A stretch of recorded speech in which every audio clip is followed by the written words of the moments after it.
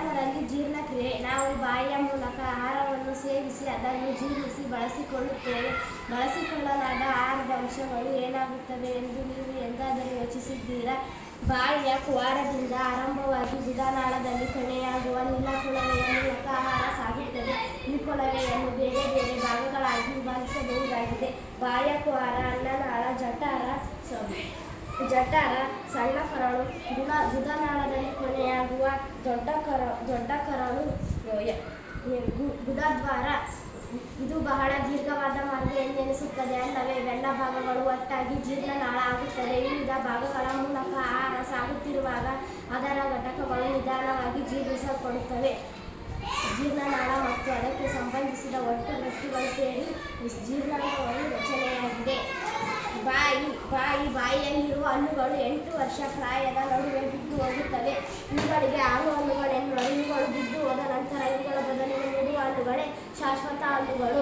ಲಾಳರಸವನ್ನು ಸ್ರವಿಸುವ ಲಾಳರಸ ಗ್ರಂಥಿಗಳು ನಮ್ಮ ಬಾಯಿಯಲ್ಲಿವೆ. ಆಹಾರದ ಮೇಲೆ ಲಾಳರಸದ ಪರಿಣಾಮವೇನೆಂಬುದು ನಿಮಗೆ ಗೊತ್ತೇ? ಕಂಡುಹಿಡಿಯೋಣ ಬನ್ನಿ. ನಾನು ಈಗ 2 ಗಾಜಿನ ಪ್ರಮಾಣಗಳನ್ನು ತೆಗೆದುಕೊಂಡಿದ್ದೇನೆ. ಎ ಪ್ರಮಾಣ ಮತ್ತು ಬಿ ಪ್ರಮಾಣ ಎಂದು ಗುರುತಿಸುತ್ತೇನೆ. ಎ ಪ್ರಮಾಣಕ್ಕೆ ಜಗಿಯಲ್ಪಟ್ಟ ಅನ್ನವನ್ನು ಹಾಕುತ್ತೇನೆ ಮತ್ತು ಇದಕ್ಕೆ ಮುಂಚೆಯೇ ನೀರನ್ನು ಸೇರಿಸಿದ್ದೇನೆ.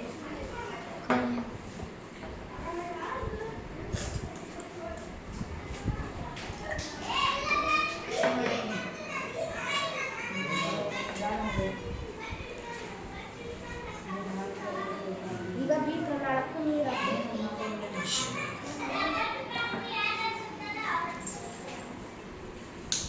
ಈಗ ಎ ಪ್ರಮಾಣಕ್ಕೆ ಅಯೋಡಿನ್ ದ್ರಾವಣವನ್ನು ಸೇರಿಸುತ್ತೇನೆ.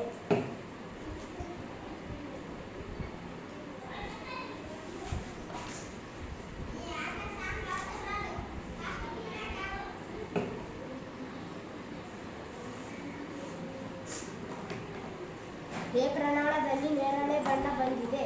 ಬಿ ಪ್ರಮಾಣದಲ್ಲಿ ನೀಲಿ ಬಣ್ಣ ಬಂದಿದೆ.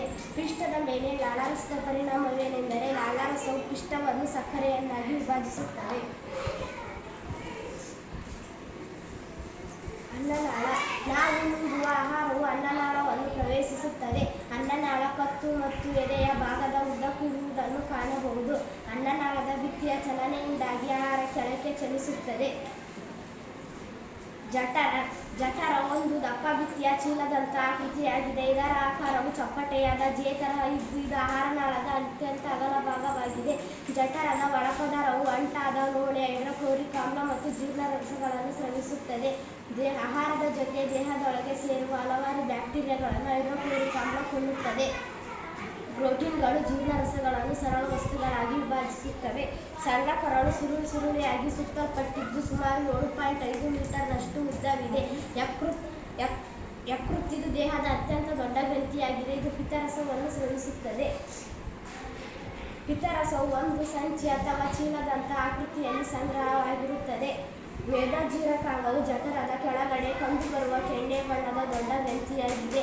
ಕಾರ್ಬೋಹೈಡ್ರೇಟ್, ಕೊಬ್ಬು ಮತ್ತು ಪ್ರೋಟೀನ್ಗಳ ಮೇಲೆ ಮೇದೋಜೀರಕ ರಸವು ವರ್ತಿಸಿ ಇವುಗಳನ್ನು ಸರಳ ರೂಪಕ್ಕೆ ಪರಿವರ್ತಿಸುತ್ತದೆ. ಸಣ್ಣ ಕರಳಿನ ಹೀರಿಕೆ. ಜೀರ್ಣಗೊಂಡ ಆಹಾರವು ಕರುಳಿನ ಭಿತ್ತಿಯಲ್ಲಿರುವ ರಕ್ತನಾಳಗಳನ್ನು ಸೇರುತ್ತದೆ. ಈ ಪ್ರಕ್ರಿಯೆಗೆ ಹೀರಿಕೆ ಎನ್ನುವರು. ಕರುಳಿನ ಒಳಭಿತ್ತಿ ಸಾವಿರಾರು ಬೆರಳಿನಾಕಾರದ ರಚನೆಗಳನ್ನು ಹೊಂದಿದೆ. ಇವುಗಳಿಗೆ ವಿಲಯಗಳು ಎನ್ನುವರು. ಜೀವಕೋಶಗಳಲ್ಲಿ ಆಕ್ಸಿಜನ್ ಸಹಾಯದೊಂದಿಗೆ ಗ್ಲೂಕೋಸ್, ಕಾರ್ಬನ್ ಡೈಆಕ್ಸೈಡ್ ಮತ್ತು ನೀರಾಗಿ ವಿಭಜನೆಗೊಳ್ಳುತ್ತದೆ.